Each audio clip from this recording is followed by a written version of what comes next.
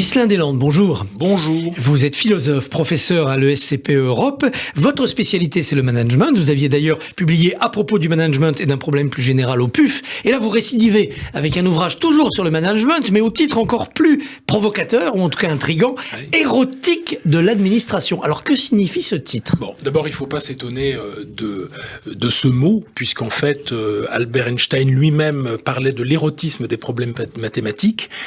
On a chez Platon, si on relit le Banquet, l'idée selon laquelle l'agriculture, la gymnastique, toutes ces choses-là sont sous la domination d'Eros. Et donc, au fond, Eros est un bon levier d'analyse du management. Pourquoi ? Parce qu'on a avec le travail des rapports affectifs, qu'on a des besoins, qu'on a des désirs.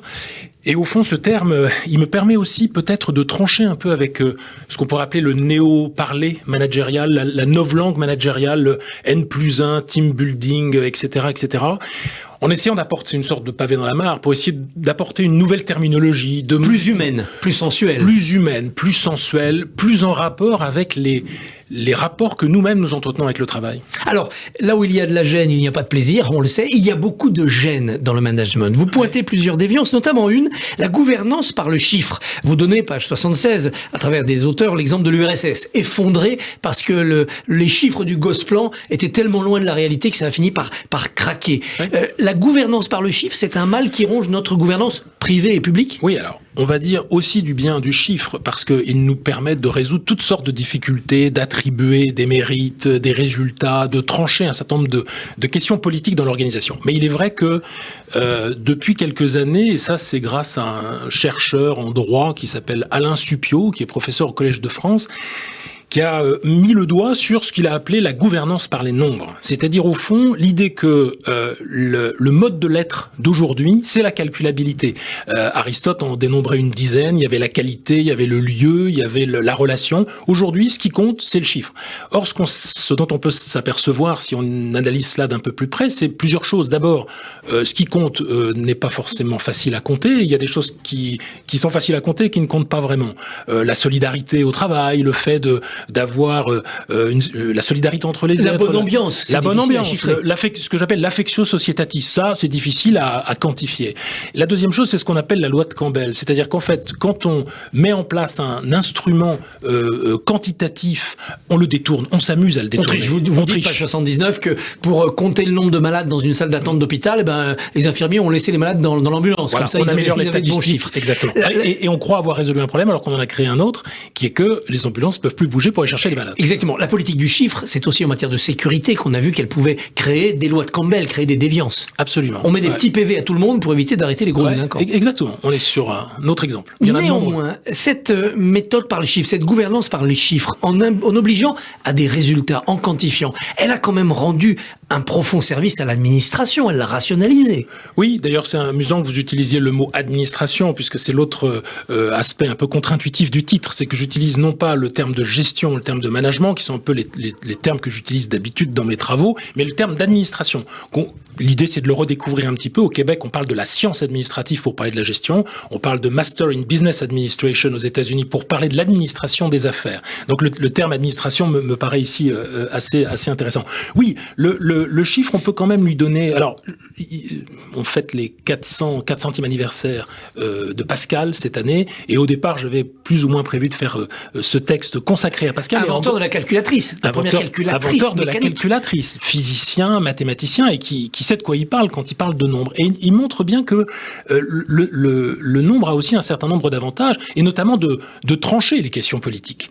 Alors, il n'appelle pas ça la majorité, il appelle ça la pluralité. Vous avez vu, c'est l'ancien mot. On va venir à cette distinction. Mais je reste sur les chiffres. La récente réforme des retraites tentée par Elisabeth Borne, c'est aussi la dictature du chiffre. On a une équation financière de rentabilité, d'équilibre, et donc on déduit une réforme et on ne prend pas en compte l'affectio societatis. Sans doute. Et c'est ce que l'on voit dans les rues de gens qui n'ont pas encore travaillé et qui manifestement n'ont pas envie de ce travail managé qu'on leur annonce et qu'on leur propose et qu'on prévoit pour eux. Ils veulent mettre dans le travail d'autres choses qu'on n'y met pas quand on fait du chiffre. Exactement. Ils veulent questionner le travail, ils veulent réfléchir sur le sens du travail, sur le pourquoi et pas seulement sur le comment, qui est quand même la grande question du management. Et de la vie entre les êtres humains. La dictature de l'objectif chiffré, la gouvernance par le chiffre, c'est la faute de la technologie, on a inventé des ordinateurs donc c'est plus facile, ou c'est la faute de la technocratie? Alors, le premier point me paraît quand même intéressant. On est passionné de probabilité, et là on est très dans l'univers pascalien, c'est-à-dire que on pense calculer le futur. Bon, en fait, on croit le prédire. On ne le prédit jamais. On ne le prédit jamais. Si nos ordinateurs étaient aussi efficaces et aussi puissants qu'on ne se l'imagine, on aurait prévu la Covid-19, on aurait prévu le Bitcoin, on aurait prévu la guerre en Ukraine, etc. Donc, mais certains nous disaient, il y aura un jour une grande épidémie, il y aura un jour la Russie deviendra. Oui, il y a un épidémie. Il y a des Cassandres. Oui, où il y a des spécialistes qui connaissent le sujet et qui peuvent nous alerter éventuellement. Mais en tout cas, l'événement existe. Le non répétable existe. L'idée que les causes seraient des choses qui se suivent de manière programmée, ça non. Il y a des choses il y a des signes noirs, il y a des choses qui tout d'un coup bouleversent le donné. Et ça, c'est la différence que Cicéron faisait entre les facta et les futura. C'est-à-dire les faits du passé, qu'on a déjà bien du mal à établir, vous qui êtes journaliste et les historiens se charge d'essayer d'établir les faits du passé et on les interprète et on essaie de les... Bon. Et puis il y a les faits à naître. Et les faits à naître, on n'en sait rien du tout, malgré toutes nos capacités calculatoires. Fait à naître, c'est une des belles expressions avec discontinuation du survenir. Ouais. Mais c'est peut-être parce qu'on ne cesse pas d'essayer de prédire le futur qu'il ne se produit pas tel qu'on l'a prévu, parce qu'on évite des catastrophes en disant on va dans le mur. Oui, mais bien sûr qu'on a le droit de raisonner, on a le droit d'essayer de faire de probabiliser le futur. C'est comme mettre une alarme chez soi. Exactement. Ça a des avantages. Ça change nos comportements, mais ça change nos comportements. Alors sans doute, mais ça ne résout pas tous nos problèmes. Le mettre une alarme chez vous, quand ça sonne, vous vous inquiétez alors que c'est juste une souris qui est passée, et si ça sonne pas, vous vous demandez si vous avez mis votre alarme en route, alors qu'il ne s'est tout simplement rien passé. Gouverner, c'est prévoir. Ce dicton est à jeter à la corbeille ? Non, en tout cas, pas exactement, puisque gouverner, que ce soit une entreprise, une organisation ou une cité, ça, c'est évidemment un élément tout à fait fondamental. La seule chose, c'est que la machine va nous aider à le faire, ça. C'est-à-dire le contrôle, la programmation, l'anticipation. Ça, l'intelligence artificielle va nous venir comme un outil d'aide à la décision de plus en plus puissant. Bon.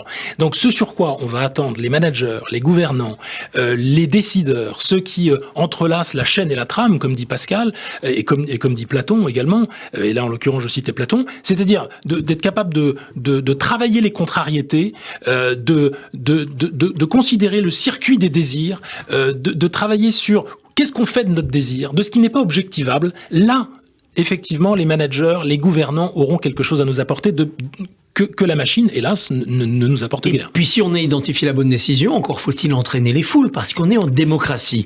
Oui. Les plus nombreux ne sont pas forcément les plus justes, mais ils sont les plus forts, dites-vous. C'est ça la démocratie. À un moment donné, 51%, et on prend la décision. Oui.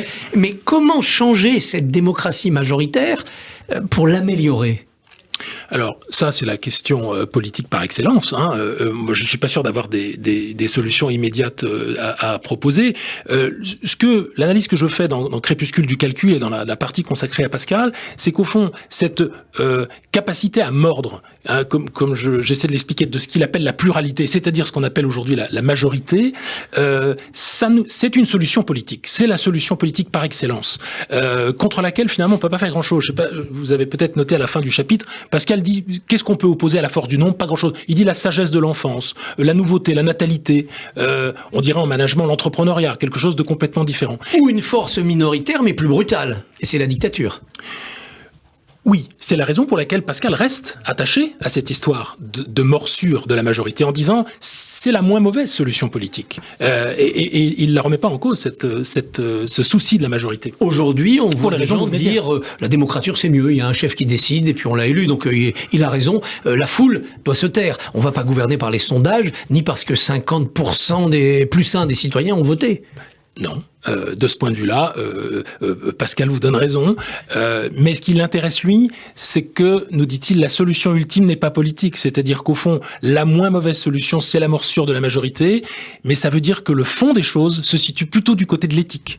Alors, venons-en à cette distinction majorité pluralité, qui est une distinction anglo-saxonne. Oui, enfin, pas exactement. C'est-à-dire que Littré en parle en disant mais pourquoi utilise-t-on ce terme anglais de majority alors qu'on a utilisé jusqu'à maintenant le terme de pluralité qui était effectivement plus attirant puisque c'est l'idée qu'à l'intérieur de ce qu'on appelle aujourd'hui la majorité, il y aurait une pluralité de points de vue qui serait capable de s'agglomérer finalement et de faire force. Bon, aujourd'hui, il se trouve que le mot de majority en anglais vient de l'ancien français. Bref, tout ça est un peu compliqué. Aujourd'hui, on utilise ce terme de majorité, qui veut d'ailleurs accessoirement dire à peu près le contraire de pluralité aujourd'hui. Mais bon, c'est bizarrement. Majorité relative, dit-on aujourd'hui, où l'Assemblée n'a pas de majorité absolue. On retrouve là la pluralité. La majorité relative, ça veut dire que vous devez aller chercher le pluriel, convaincre des gens qui ne sont pas avec vous d'être, pour un temps, d'accord sur une décision. Ouais.